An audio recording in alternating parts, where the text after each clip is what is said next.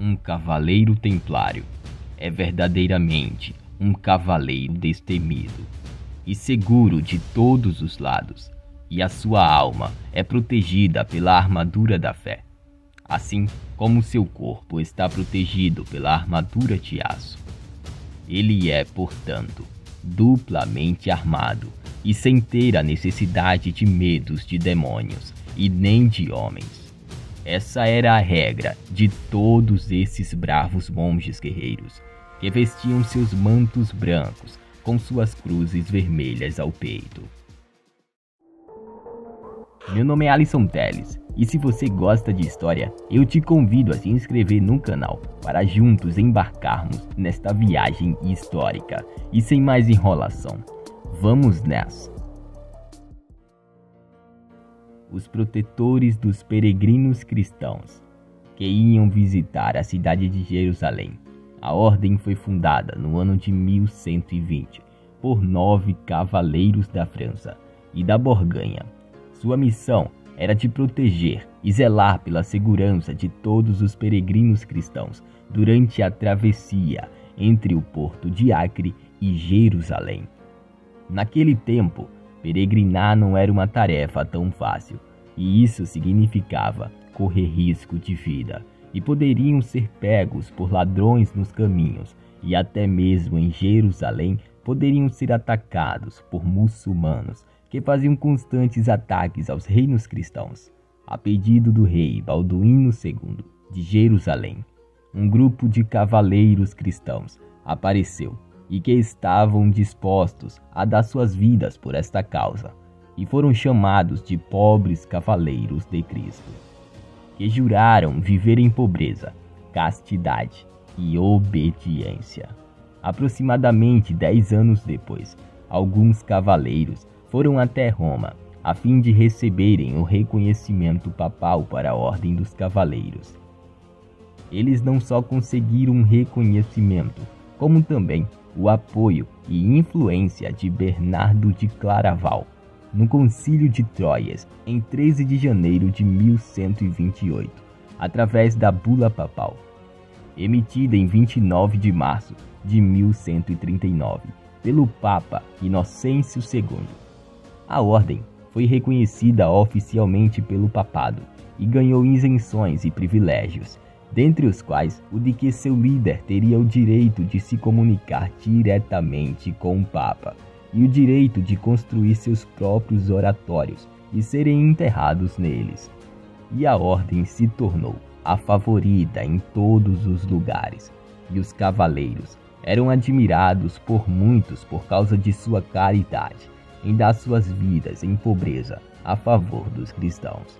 E eles cresceram muito, tanto em número como em poder de batalha, e participaram em muitas das cruzadas que foram realizadas naquela época.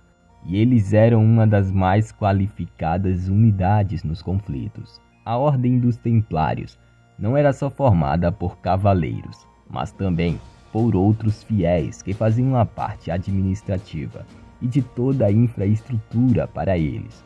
Como eram muitos admirados, os cavaleiros recebiam muitas doações, o que ajudou muito no aumento e crescimento da ordem, chegando no seu auge até 20 mil membros, sendo somente 2.000 deles cavaleiros. Mas não só de doações vivia a ordem.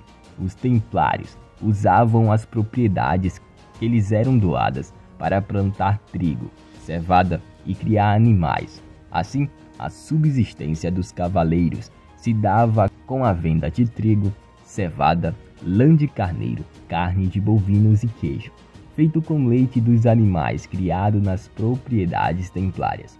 A primeira sede dos cavaleiros era na mesquita de Al-Aqsa, em Jerusalém. Os cruzados chamaram-lhe de o Templo de Salomão, como ele foi construído em cima das ruínas do templo original. E foi a partir desse local que os cavaleiros tomaram seu nome de Templários. A Ordem dos Cavaleiros participaram em muitas batalhas, sendo a sua primeira na defesa do rei Balduíno II, em sua ida a Damasco, que evitaram um ataque ao rei, como várias outras batalhas e as chamadas cruzadas.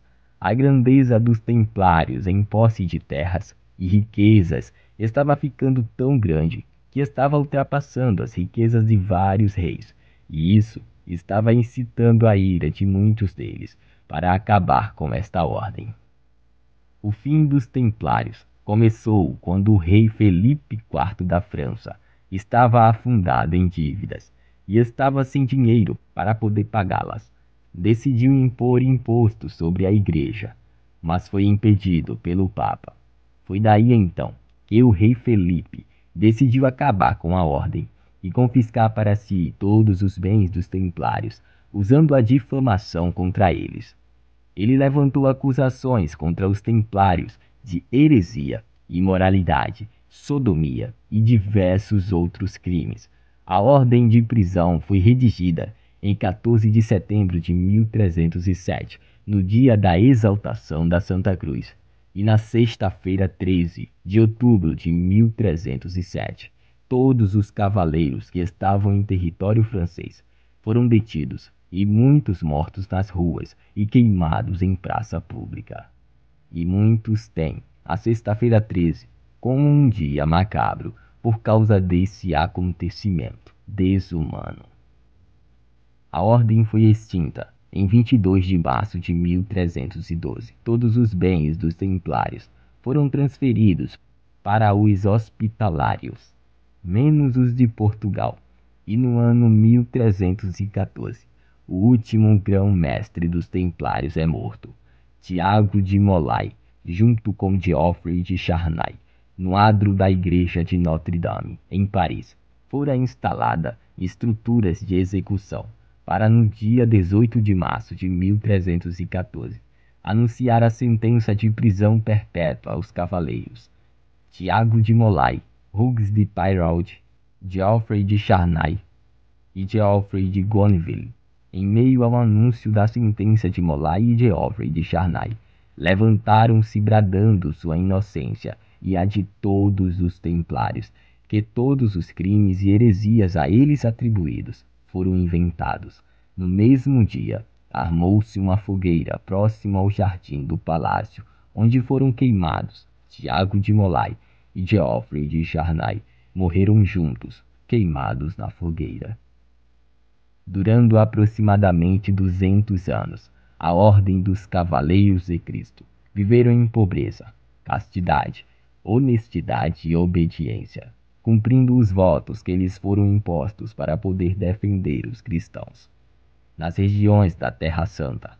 Porém, eles se tornaram tão poderosos que os reinos não deixaram eles irem além e tiveram seu destino de glória arrancado por Felipe IV, rei da França. E, infelizmente, a Ordem dos Templários acabou ali, com seus integrantes queimados nas fogueiras.